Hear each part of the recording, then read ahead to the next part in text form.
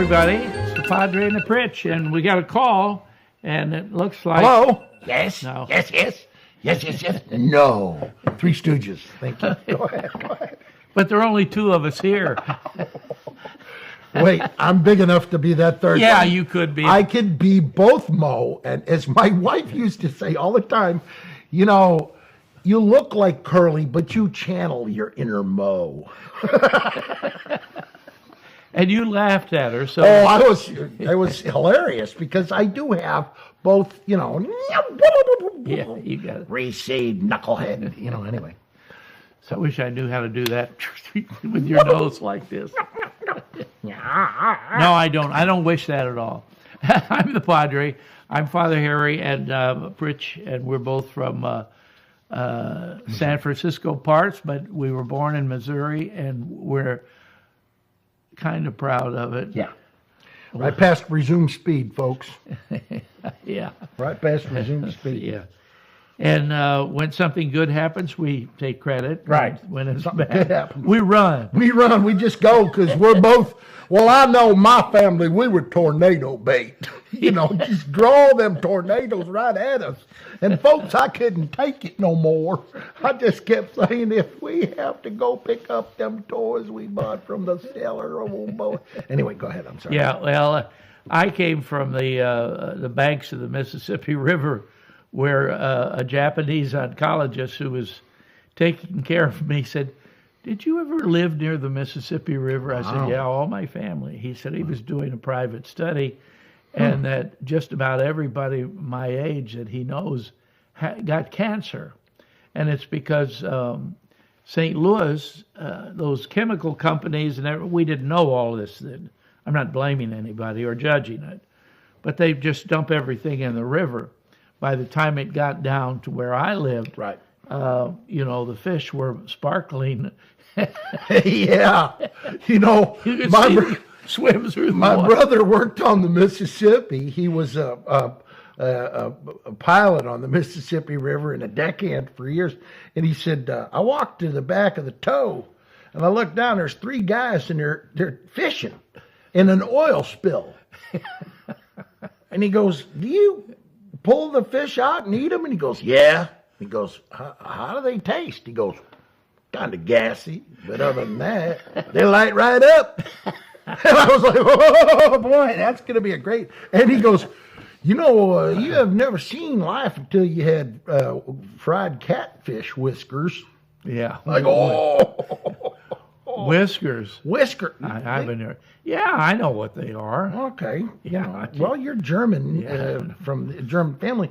Maybe you didn't eat catfish whiskers. No, we didn't. We cut them off. And Oh, see?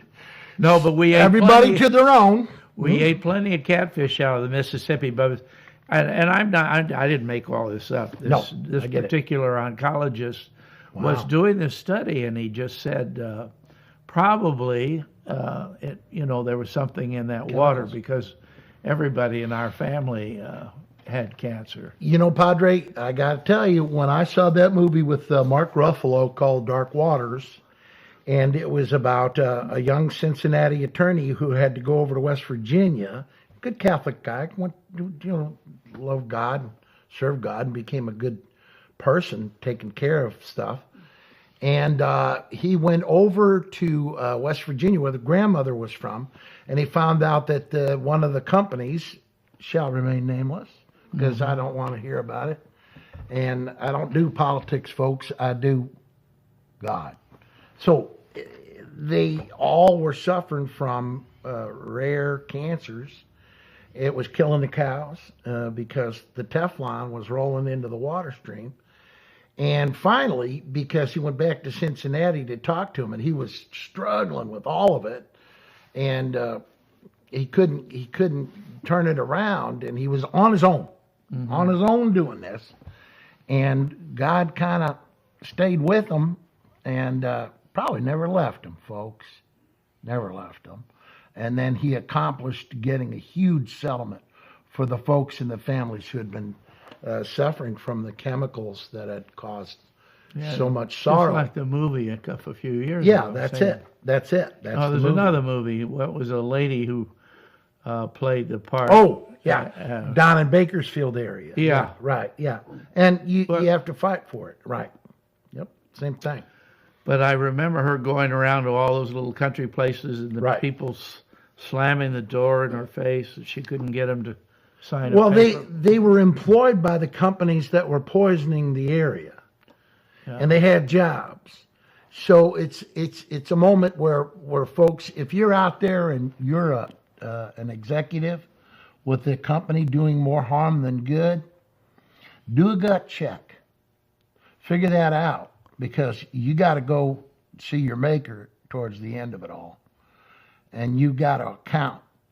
And you can't, Dr. Martin Luther King said, there'll come a time in your life when you can do the right thing or look the other way. If you look the other way, you're already dead. You'll go on to the end of your days never knowing who you could have been, what you might have accomplished, or what you were really, truly intended to do. Because you looked the other way when evil was being performed in the name of profit. So if you figure that out, and you figure that in your soul, you're going to be held to account, you got to do the right thing. And doing the right thing means protecting the vulnerable people in the world. The poor, the suffering, the special needs kids, the babies, the seniors. And that's what you and I know the word mercy. Right. A pretty simple word, mercy. Right. And we got into the church so much that law became more important than mercy. Wow. So we have this guy named Pope Francis now, who's more interested in mercy than the law. I agree. But it's over the years the law has overshadowed mercy, and during the Roman times, to be a merciful person, the Latin is misericordia. It means if you have a miserable heart or a poor heart, miser means poor, cordis means a heart. If you have a miserable heart, it means you're weak. So mercy at the Roman times was looked upon as a great weakness.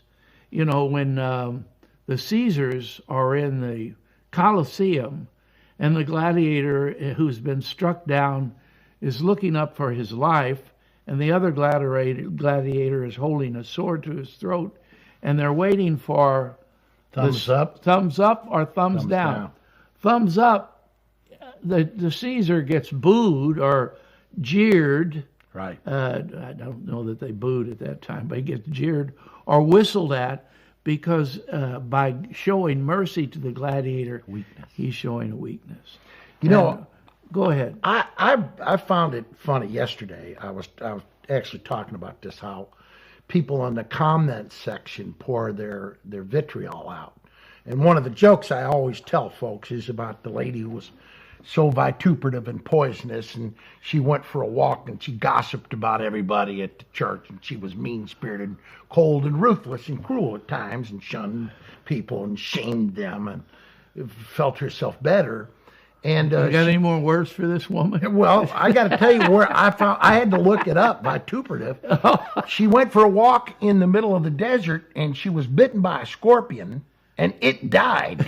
So well, it has something to do with viper. No, this is V-I-T. Vitriolic. Vitriolic comes from sulfuric acid. Oh, okay. I was like, wow. I mean, you remember that sulfur is evil.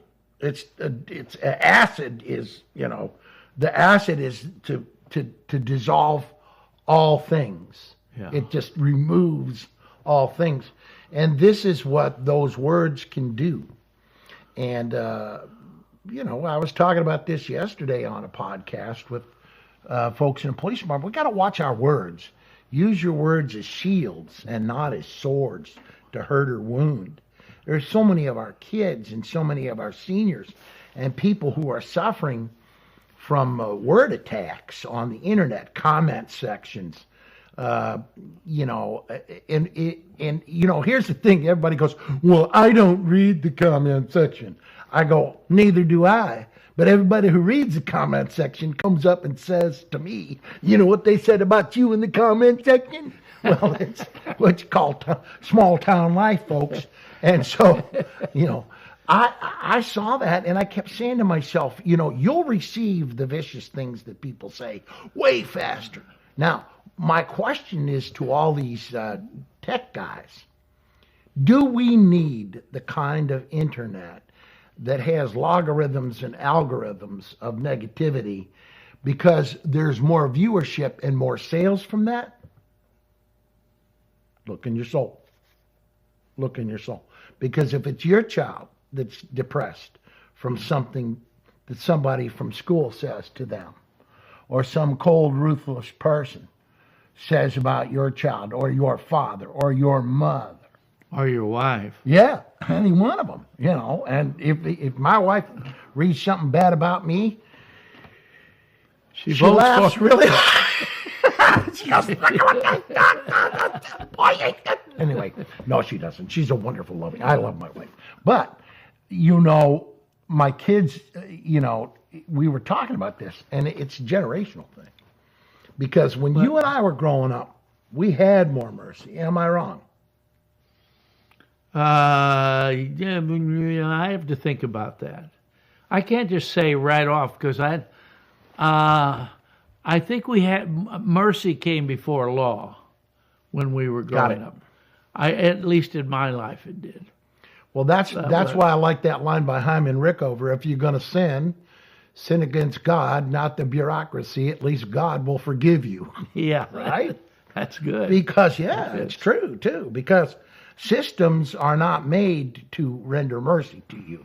And that's why when there are policy arguments, and you see it now, it is my way or the highway when I say in politics or religion that this is who you are, because I say this is who you are, and you feel shamed and blamed. And all the kid wants to do, all the person, the senior, the vulnerable kid who's got some sort of neurodiversity, is feel accepted and embraced by people even though they are different.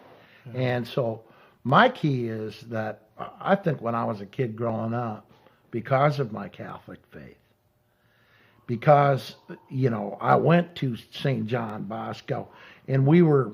You mean that summer camp? Yeah. Camp Don Bosco was awesome because there was so many kids from the inner city with all of us from the suburbs, and we got along famous. We laughed, we had fun, and didn't notice. I didn't, that's where I first learned that prejudice was an inside sickness. Because those guys were wonderful young Catholic boys. One of them pulled me over years later. He was a cop in the city. And he looked at me and he goes, "You don't remember me?" I go, I don't. And he goes, "I'm Greg. I was in Camp Don Bosco. I was in your cabin." Huh. He goes, "Take a hike. Get out of here. Slow down. Don't be stupid." And I was wow. Yeah, he was from Pruitt-Igoe Projects. He grew up there, went to St. Rose of Lima, where Monsignor Shockley was the pastor. Yeah. My mom taught there. Yeah. And that was what I loved about being a Catholic, was my mom took me down there, and she said, "Now, you need to come in and substitute for me, get to know these kids in third grade." And they were wonderful little kids. Oh, my gosh. And they were from good Catholic families, raised in poverty. But I don't know if you remember Father Dismas Clark. Do you remember that story? I did, yeah. Yeah. I met him. And did you? Oh, sure. Wow. I have a Dismas Clark story, but I'm not going to tell you that. First, I'm going to go back to Don Bosco. Right. Camp Don Bosco was the first time I ever went away by myself. Right. I don't know where I was, 10, 11, or 12. Did you have to be 12 to 12. go? Yeah. So it must have been just 12. Just 12 years old, yeah. And 7th and 8th grade, yeah. They couldn't get anybody else to go from the camp. So I had this friend. Did your family volunteer you? Yeah, I think that's how I got there. So, anyway. So the guy's name was John Pickens, Oh. and John was from a poor family. He had goats out in the front yard, everything this family didn't want, they threw in the front yard, and the goats ate. It was a terrible place to go, but it was on Parraville Road. I went back there because I liked John Pickens, so I begged my mom and dad. I said, John's really poor. The family has nothing. He doesn't even eat well. He's skinny as a rail. Could you pay for John Pickens to go? And you were 12. Yeah. And I didn't want to go by myself. I was scared. No, your heart bled you to the No, priesthood, I buddy. like John. I get it. We were buddies. And so they paid for John Pickens. And John Pickens and I went to that Camp Don Bosco, and we had more fun than and Swimming pool. That was awesome, yeah. Yeah. Was there a river there too, or River and because you swimming could pool. canoe, couldn't Yeah. you? Yeah. First time I was ever in a canoe, and I Sang together, prayed together. They used to do them camp songs where you'd be standing there. Oh Noah, he built himself an arky-warky Noah. I don't remember that one. Well, of course, you're old. They didn't sing that when you were there. We were still doing the hokey pokey, turning ourselves around and learning that was all it was all about. And then there was nothing else. Nothing else was there. It's Just Missouri, folks. do the hokey pokey. There ain't nothing to do in Missouri, but you stand there and you watch the trees grow. Mhm. Look for something to eat out there, mostly taters. You can dig them up out of the dirt, and you better, folks, wash them off. Yeah. Don't just start trying to make them Those fly. taters have been fertilized. Like the mushrooms, Do you know what one mushroom said to the other? Are you going to kind of... One a fungi. Go ahead. All right, sorry. I'm an idiot. You know that. Yeah. What a fungi. I'll try not to remember that. Oh, you're going to use it on some poor child because you're going to get desperate to make a connection. And you'll tell them the mushroom joke. The worst thing is I probably won't remember it. Oh. So we were getting back to... I cut you off there. No, that's all right. I went back to the camp, and that's the end of the camp story for me. Yeah. But where were you? What did you learn from, what did it tell you about your mom and dad being Catholics and paying for a poor kid from your Cape Girardeau area to just go with you and have it was the joy of a lifetime. There's good food. They had good food. Nice young men from the seminary who were our counselors. A lot of vets and a lot of those guys became cops and soldiers. I don't remember any of that. I do. I do remember that they paid for this kid because I think they wanted somebody to go. Right. And that made them feel better that Right. I knew somebody. Right. Because You get lonely when you're 12. It was close to it was a half a day trip to get there in the car. Yeah. And then they dump you off and you got I don't even know what I had anymore. Well, you were the baby of the family, Yeah, right? yeah. Were you sheltered and vulnerable? I was a tiny. I'm asking you a question. No, I was pretty well taken care of. Yeah, okay. Because I was the baby, and I wasn't a problem like my big brothers were at that time. Well, I was the baby, and I was completely spoiled, and that's how I wound up, as did you in the seminary, trying to do good for the good that was done for us. Oh yeah. Right. Well, what happened? Ow! Did you notice that a man who twice, not once, twice. He's supposed to be teaching peace, and he's slugging me in the arm. I don't get it. Oh yes, you do. Well, anyway, mercy. If we were just talking about that now, has this other connotation where it's good to be merciful. Right. It's not a weakness. You're not giving up any of your principles of life. Right. You're doing something good by having mercy on someone else. And our prayer life in the Catholic Church, we start out by saying Kyrie eleison, Right. Lord have mercy, Christ have mercy, Lord have mercy. Yeah.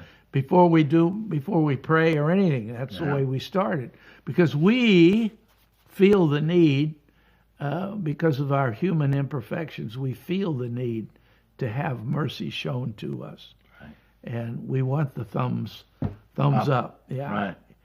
Even though it may cause someone to feel like they're giving in or they're weak, or he who needs mercy and forgiveness should practice them first. yeah. Cicero. Let me write the Cicero. He was a Roman too, but I think they named a town that Al Capone lived in after him. Uh-oh. Did I say that out loud? Yeah, you did. Oh. Anyway. Well, in order to hide, the ostrich buries its head in the sand in the desert. You could still see the whole ostrich, but the ostrich doesn't, because the head is buried, doesn't see the danger that's coming, or what's going on. Sometimes in our Marin County, and I love the town and the community I live in, I say that our county bird is the ostrich. You just bury your head in the sand, and you don't notice anything until there's a huge problem. Yeah. And that way you have to pull your head out of the hole and go, oh, I'm now noticing this. And so then you get to try and get them to wrangle the ostrich over to get them to help with the situation. Yeah, I remember, Mike, years ago, when you called me, and I was living in the inner city, and you were over in Marin. Sacred Heart, right? And you got a bus full of Marin kids. Oh, yeah. And you took them through the Tenderloin, and you roll down the windows and look out. And they didn't want to get up to this one. They felt like it was a field trip, and I was going, no, we're getting on. We're going to go talk to these kids. We're going to speak to them, heart to heart, so you can see how privileged and what. That's what I liked about Bishop Daly when he was over at Marin Catholic. He made my boys go down when he was at Marin Catholic and work at St. Anthony's at the food distribution for lunch and dinner at the kitchen and serving. And it stunned him that one of the kids that had graduated was on the street, hungry, getting food. And from Marin Catholic? From Marin Catholic, yeah. And he was like, it moved him. And in a way, I don't think any religious class was going to move him as much as seeing that there are kids that he didn't know. He assumed they were well off, or they had things, or because they were there. He didn't know that the kid was scholarshiped, and they were blessing his mother, who was in struggle. And the first thing you got is a kid who's standing in line to get food, and he's like, hey, didn't you used to go to Marin Catholic, right? And so you learn, that all of us have a responsibility to each other. That's why I always tell the kids, neighborhood is neighbor good is neighborhood. And if you see that, when I asked them, I said to one of the prisoners at one of the prisons here in the state, I said, don't you think you could start building community right away here within these young men that are looking to a 55-year-old tough guy like you who could help them survive here, and then not just survive, but overcome and prevail through Jesus Christ? And he just stared at me and he goes, I'm ashamed of myself. I go, good. And I said, you're ashamed of yourself because you know you could be doing better to help them survive. And he goes, yeah. I go, okay, there you are. Amen, my brother. Amen. Well, we've just about come to the end again. Okay. And I got smarter from being near you. Really? I am. I didn't know that about your family. I just speak so well of your mom and dad, and how kind they were to help. Well, they didn't live very long either, You know what? You're wrong. They lived through you. Oh, is that it? Look. Okay. Yeah, there's probably some truth to that. I hope so. I need to stay healthy, huh? Yep. So it's been the Padre and the Pritch for the last few minutes. I hope you can join us again sometime. If you do, people have any way of getting in touch with us? No. No. And that's a good thing. Yeah. Unless they're buying lunch. Then I'm your best friend. Hey, man, get that grilled cheese over here right away. And you're my best friend. I love you. You meant that, didn't you? I did mean that. Behind every big man, there's a big behind. Anyway. All right, go ahead. End the show. Say something nice. If I wanted to say something nice, I wouldn't talk about you. Doesn't that say a whole lot about him then, folks? So we're talking this half hour a lot about divine mercy, and if Cesar wanted to know what the topic was, we'd call it divine mercy. God bless you all. Have a great week. I hope to see you again next week, along with Pritch. I'm the Padre. Say the rosary.